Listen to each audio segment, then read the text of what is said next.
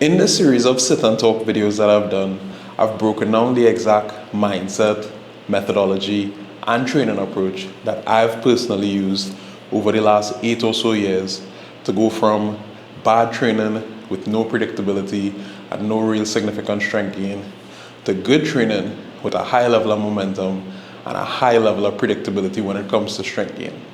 So I've broken down the jumps that I take and why I take those jumps. I've broken down the goals that I set and why I set those goals. I've broken down the AGWA method and the types of phases that I go through and everything like that. Now, in those last 8 years, I've also been a coach for the past 6 years. And I've worked with hundreds of athletes and I've helped them successfully implement the same methodologies that I personally use into their own training. So in this video, I'm going to break down 2 clients that I've worked with for the past 6 or so months, and I'm gonna dive into the first 4 months of training that I did with them, because it's really where I guess the learning is done as far as the AGWA method and everything like that, and sort of break down the progress that they made, the challenges that they faced, the errors they might have run into and everything like that, so that you guys could hopefully learn from a different perspective and not just mine personally. So the 2 clients in question are gonna be Brian, he is 33, and Jonathan, he is 19. So you can already see a pretty big gap between their ages there. That's like a 14-year difference. Brian, I would describe him as a solid intermediate lifter. Intermediate to beginner because I don't believe he's had a coach before me, but he has trained on his own for a number of years. And then Jonathan, even though he is very strong, and I don't know how you feel about me calling him a beginner, but I would probably say he's like a late beginner lifter, which is a good thing. It means that there's so much more to develop there, right? So I'm also going to talk about the factors that affect progress as I go through the progress that it is they made. I'll talk about the approach that I take with clients in terms of programming, some of the programming choices that we made with Brian and with Jonathan, and why we made those programming choices and everything like that, right? So before I hop in, I'm going to give a brief overview of the progress that they both made. So Brian, in his first 4 months, he hit a really big squat PR, a 50-pound PR of 455 pounds. So his previous best before starting was 405. Bench, he hit a 15-pound PR there of 360. His previous best before he started was 345. And then deadlift, he hit a 45-pound PR of 520, so breaking into the 500s there, and his previous best was 475 pounds before he started. So overall he added 110 pounds or 50 kg to his total, which is pretty good, right? Jonathan, an overview of the progress that he made. So he hit a squat of 660 pounds, which was a 75-pound PR. His previous best before he started was 585 pounds. Bench, he hit a 55-pound PR of 440 pounds. His previous best before he started was 385. And then deadlift, he hit an insane PR, broke into the 700s of 705. And that was a 105-pound PR. His previous best before he started was 600. He also switched to sumo as well. So again, a lot of factors to play into it, but I'll go over that, right?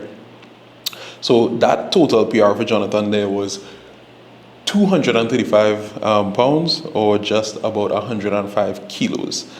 Again, both of these guys made really good progress. I would love to add 100 pounds to my total in 4 months. And I don't even know what I would do if I add 235 pounds to my total in 4 months, but really good progress from both of them. And we're going to go through the build up that it is they did over these 4 months, so 4 phases in general, so 4 or 5 months or so. And they both made like really good progress since then. As I said, I've been working with both of them for about 6 or 7 months. But we're just gonna take a look at the first 4 months for now. So just as a brief recap or overview, right, of what the AGWA method is and what the different types of like phases are, right?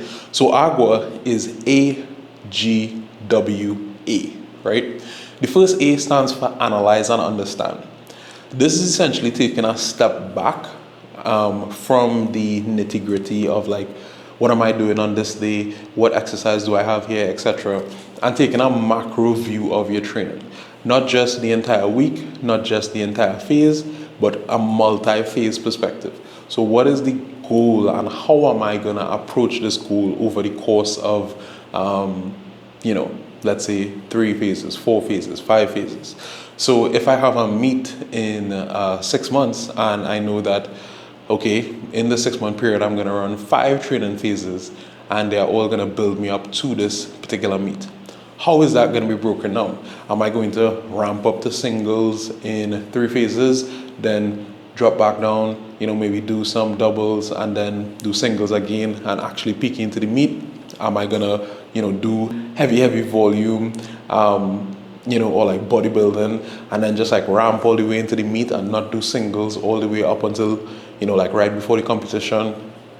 How am I gonna approach this 5-phase training period and understanding that before you even begin the first phase? So that is what the analyze and understand step is about. The G, which is goal set, is essentially where you set goals for each and every week. And you don't necessarily need to set goals for like, all weeks of all 5 phases, but essentially you want to set goals to work backwards from, right? Because the next step is work backwards, which, I kind of getting ahead of myself there, but goal setting. Essentially, goal setting is setting reasonable goals for each phase and then using each of those phases to set each of those phase goals to set goals for each week, right? So what that would essentially look like is, let's say my PR right now is 600 pounds, right? And I'm making really good progress and I know at the meet, I want to hit 650, right? And again, I need to know that as a reasonable goal. For some people, their PR might be 600 and a reasonable goal might be 700. For some people, their PR might be 600 and a reasonable goal might be 620. You genuinely have to look at your rate of adaptation, because some people make quick explosive progress and then they maybe plateau out a little bit. Some people make slow progress but it's consistent, right? So setting a reasonable goal is important. And then this is where the work backward steps comes into play, because these 2 steps here really like are tied into each other, right? But let's say my goal is 650, right? And I know that, okay, I'm working up straight all the way from like, sets of 5. So I just doing a simple build, 5, 4, 3, 2, 1, straight into the meet, right? If my goal is 650 in competition, then I would probably want to hit something like 630, maybe 640 in training.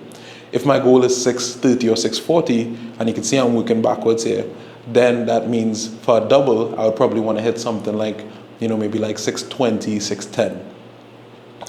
If my goal is 610, 620 for a double, then I'd probably want to hit something like 590, 595 for a triple, and so on and so forth, right? So that is what the work backwards step is about. It's just simply after setting reasonable goals that you believe that you can hit, you simply just work backwards. And then once you arrive at those triple goals, double goals, single goals, you then use that and you work backwards each week using the 3 to 5 or 6% rule and just simply taking jumps. So if your max is 600, probably want to be jumping anywhere from, probably like all the way up to 30 pounds is possible, but you could jump maybe like 20 pounds or so per week on those top sets. So if my double goal is, let's say 610, and let's say I want to take 20 pound jumps, right? Somewhere on the low end.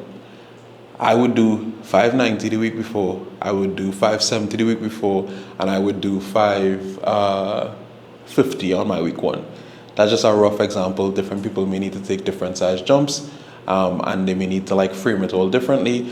But that's just how the goal set and the work backwards tie into each other, in training. The next A, which is the A at the end of AGWA, stands for adjust if needs be. So obviously, AGWA is sort of like a prize to RP-based programming, right? And is essentially taking the fluff out of RP and taking the subjectivity out of RP and making it a little bit more objective so that you have definitive goals to work towards. However, because the program is still RP based and because there is always going to be like things that pop up and factors that pop up, the adjust if needed essentially means if I come in and let's say my goal for that day is 550 for 2 reps, right? That's what I set up when I did the analyze and understand, the goal set, and the work backwards. However, I don't believe I could hit that today because I had to pull out all nighter the night before. I barely ate today and all that, right? The adjust means I could pull back on that to let's say 530, hit the RP on the head, and then still go on to my regular weight the following week, my scheduled weight the following week, because I hit the RP on the head. Your body only really knows stress, so even if it's 530 or 550, your body doesn't care. Your body only cares about what it feels like, essentially. So yeah, that's essentially what the AGWA method is.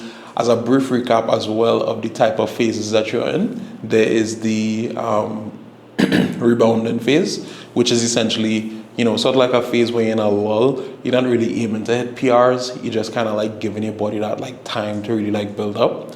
There is the building phase, which is, where you're sort of like around where your PRs are, but you feel as if, you do possibly have the potential for progress.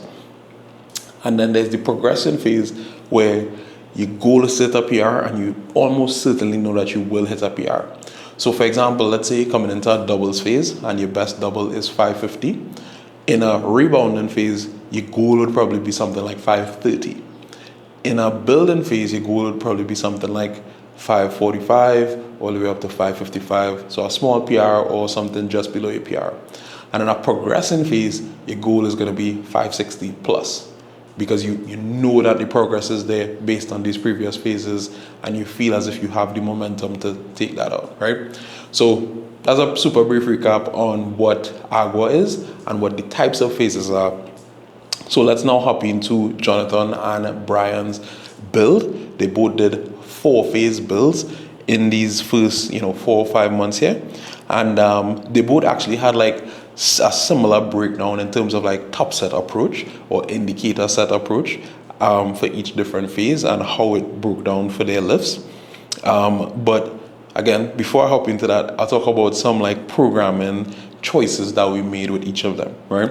So Brian, he was on a 4-day split where he had 2 squats, 3 bench, and 2 deadlift, right?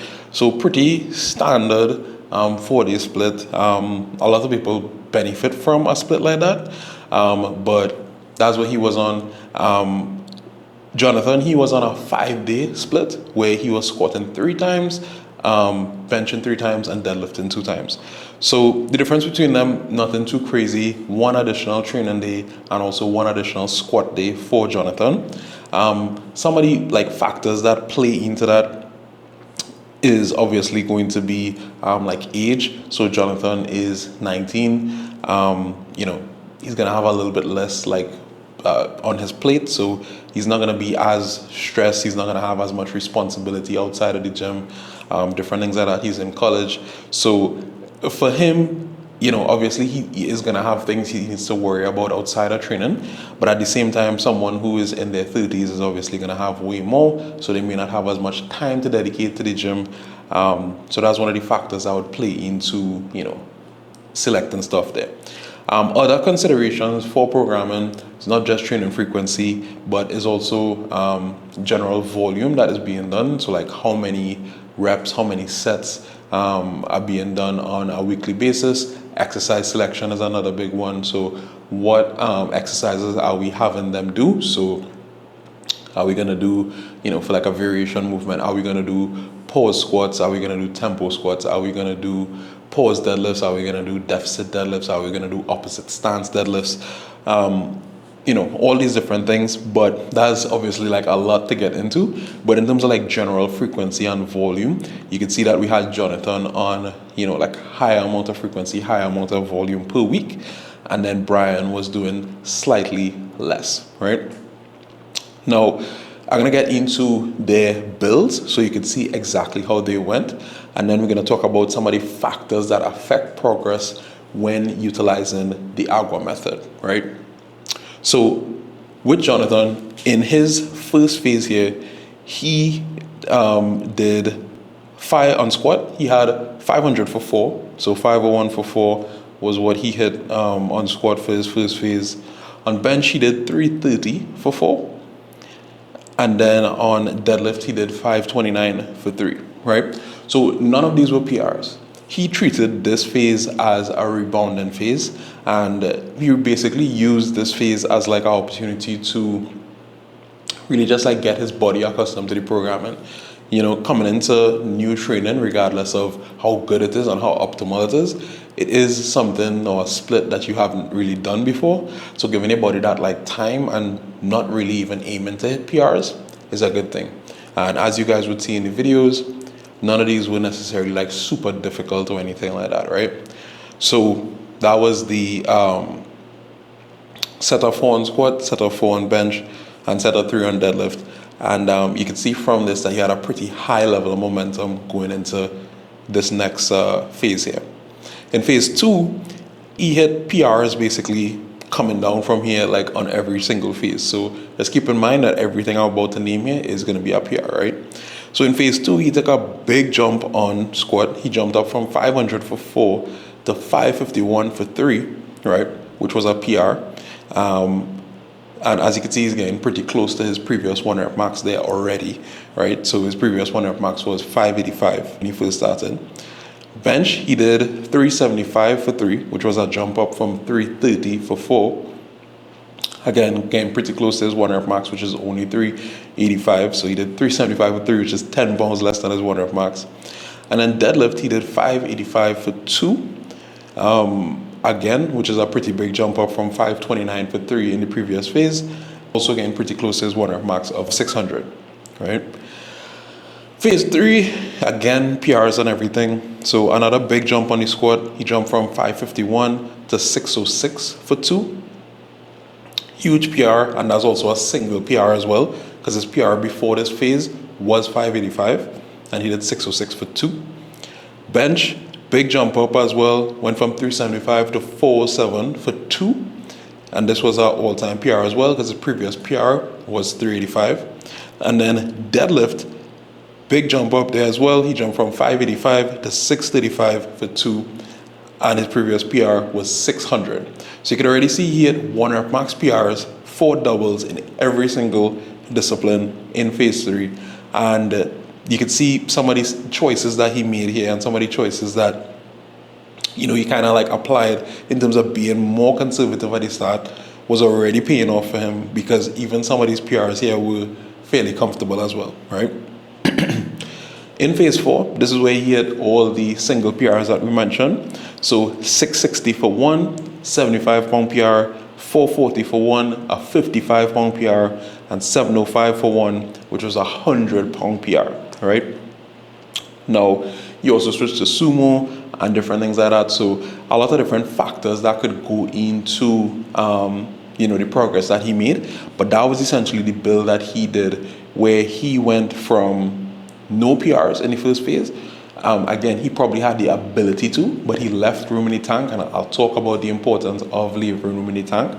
But he left room in the tank there in the phase 1, and then he basically has the momentum build. He took more and more off the table in each phase, and then essentially like left it all out there for that phase 4, which was a beautiful build, and he added 230 pounds to the total. Now, Brian.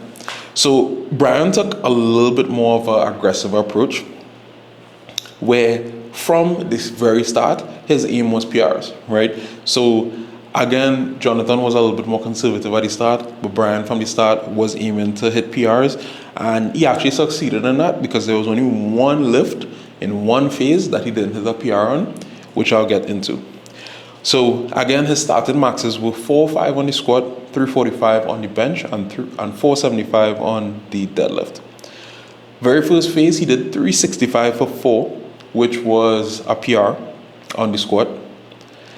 Bench, he did 330 for 4, which was a PR, and actually pretty close to his 1 rep max at the time, which was 345. And then deadlift, he did 460 for 3, which again was pretty close to his 1 rep max, which is 475, right? So those were all PRs. Again, you could see slightly different approach there just at the start, but again, progress is being made. Those were all PRs. And clearly he was responding well to the programming, right? Into phase 2 here, and phase 2 and phase 3 is where you can see this type of approach running into like a little bit of like hiccups.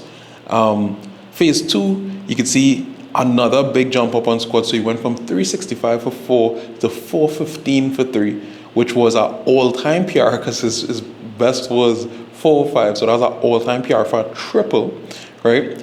Bench, he did 340 for 3, which was 5 pounds below his all-time PR at the time, 4-3.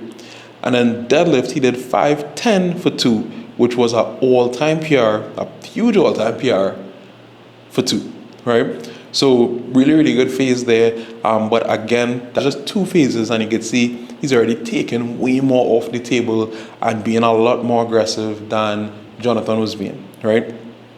Now, phase 3 is where we ran into some issues. And again, it could be due to outside stresses, it could be due to a number of factors, but it could also be due to the approach in training, being a little bit more aggressive when, just like right off the bat, not really giving the body the time to build up that momentum.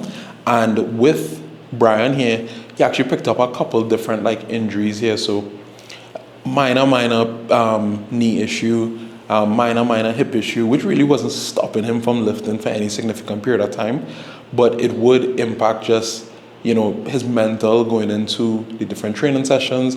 And again, this was the phase where he didn't manage to hit a PR on on the deadlift, but he did hit PRs on the squat and the bench. So again, he went up from 415 for 3, and in phase 3 here, he did 425 for 2, which again is a PR, but you can see much smaller jump there. So 415 for 3 to 425 for 2, only a 10-pound increase. Then he did 345 for 2. So went up from 340 for 3 to 345 for 2, which is again only a 5-pound increase, but that matches his all-time PR of 345. And then deadlift, he repeated 510 for 2, which is what he did in the previous phase, right? Then with phase 4 here, he hit some pretty good PRs.